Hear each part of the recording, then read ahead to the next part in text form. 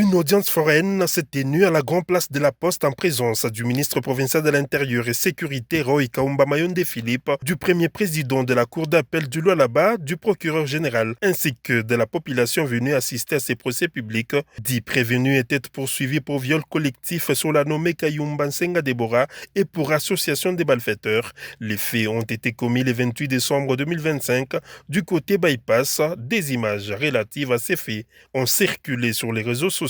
Les tribunaux des grandes instances de Kolwezi statuant en procédure de flagrance en matière pénale après instruction des dossiers réquisitoires du ministère public a rendu son jugement sur les bancs le lundi 23 février 2026. 9 des 10 prévenus ont été déclarés coupables d'association des malfaiteurs et viol collectif commis sur la victime, tandis que l'un de ces derniers a été déféré devant son juge naturel pour cause des minorités d'âge. En conséquence, ils ont été condamnés à la peine de mort et au paiement des dommages et intérêts en faveur de la victime en réparation du préjudice subi.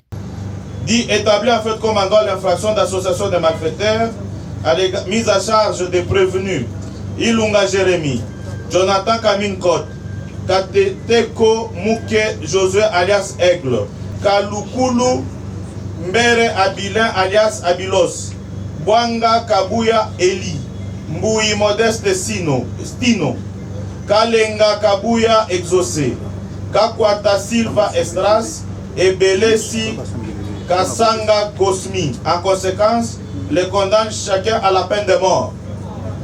Dit établir en fait comme en droit l'infraction de viol mise à charge des prévenus si haut et identifiés. En conséquence, les condamne chacun à 20 ans de servitude pénale principale et à une amende d'1 million de francs congolais payable dans le délai légal. À défaut, subir 40 jours de servitude pénale subsidiaire. Dit recevable et fonder l'action civile. En conséquence, les condamne à payer une solidium à la victime Kayumba Nsenga Deborah à titre de dommages et intérêts, la somme équivalente en francs congolais de 20 000 $ américains pour tout préjudice subi. Dit que ces infractions ont été commises en concours idéal. En conséquence, le tribunal le condamne à la plus forte peine, soit celle de mort.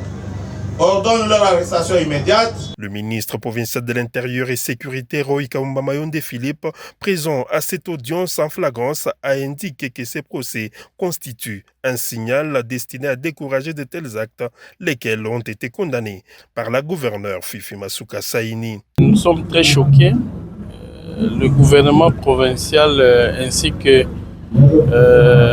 notre gouverneur de province, Maman Fifi, de vivre des choses inouïes que nous avons vécues ici avec ces jeunes gens.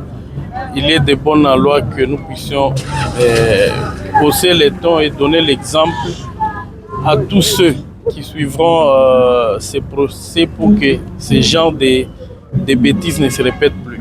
Cette audience foraine en flagrance s'est tenue quelques jours après la présentation des 10 prévenus à la gouverneure Fifi Masuka Saini par les services de sécurité.